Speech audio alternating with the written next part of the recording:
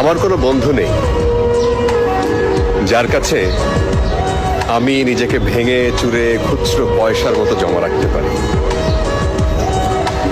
যে আমাকে যত্ন করে সঞ্চয় করবে, প্রয়োজনে ফিরিয়ে দেবে একটা একটা আদর। সত্যি বলতে আমার কোনো বন্ধু নেই। বন্ধু বলতে জেনেছি যাদের, তারা কেবল পথ চলতে সঙ্গী ছিল। দূরের পথে ট্রেনে যেমন হয়, পাশের সিটে গল্প হয়, আড্ডা হয়, দুপেয়ালা লেবু চায়ের দাম মেটাতে আমি দিচ্ছি যুদ্ধ হয়।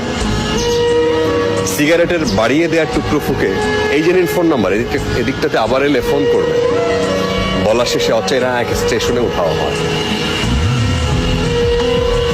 এই যে আমি পথ হাঁটছি,